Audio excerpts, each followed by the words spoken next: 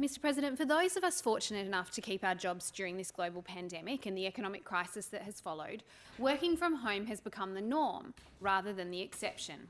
In the first days and weeks, Facebook and Instagram feeds were filled with hashtag WFH pics, setups at dining room tables, in spare rooms and garages, even on the end of beds. Companies scrambled quickly to purchase laptops, monitors and VPN access.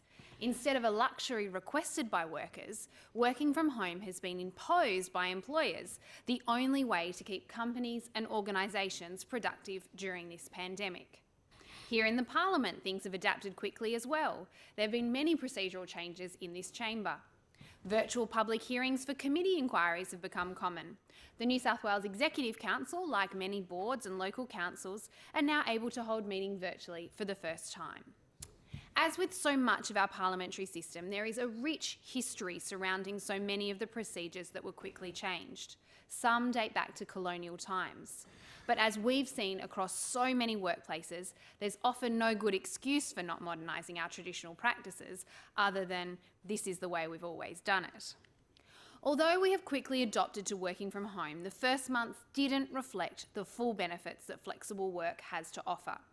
Juggling remote learning or childcare responsibilities made many people's first experiences of working from home much more complicated than it should be. Even as the most enthusiastic supporter of flexible work, I'll admit it was a challenge. This next stage of learning to coexist with COVID-19 offers great opportunities for flexible work. Children have returned to school, but many of us continue to work remotely. In spite of the possibility of the second wave of COVID, I am genuinely excited about the prospects for adopting flexible work over the next 6 months.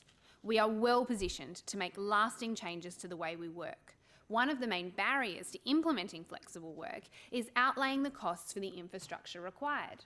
This barrier has already been crossed. Most of us are accustomed to Zoom meetings and our home offices are set up. There's also indications that some of the worst practices that were dressed up as flexible work, like just implementing hot desking, may be gone as well because of the potential health risks. This will allow us to make a more informed decision about how and where work needs to be undertaken. This is what Telstra did when it implemented All Roles Flex in 2014, one of the first companies to do so. It redesigned its office space into specific working zones, discovered it could save plenty of floor space, and invested the savings in a standardised, state-of-the-art video conferencing system for all of its workers. Now, I'll be the first to acknowledge that a meeting or a parliamentary hearing doesn't occur as easily or naturally virtually as it does in person. But as we've discovered, it's not an insurmountable challenge.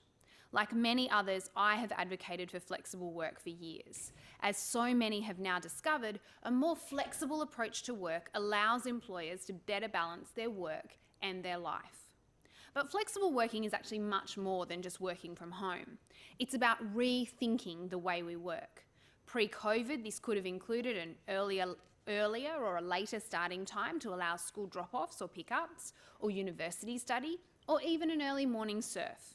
Or maybe you could work the same amount of hours, just spread over more or less days. The current crisis has given us a unique opportunity to think about what we want our work to look like. But we have to be on guard for an office snapback. Once the public health crisis has passed, as we rush to reclaim so much of the face-to-face interaction we miss now, we shouldn't just return to the way we worked in the past. For too long, our workplaces have remained as they have for almost a century, where workers travel, generally to the CBD or close surrounds, to work at one location as if they still have to receive a letter in the mail or a phone call on a landline. The reality of so much modern, especially office-based work, is that it can be done anywhere, as many have just discovered for the first time. There will likely to be many legacies of this unprecedented crisis. Let's make COVID-19 the catalyst to permanently change the way we work. Let's embrace a new era for the way we work, keeping the best of what we've learnt about working flexibly with the social interaction we're all missing right now.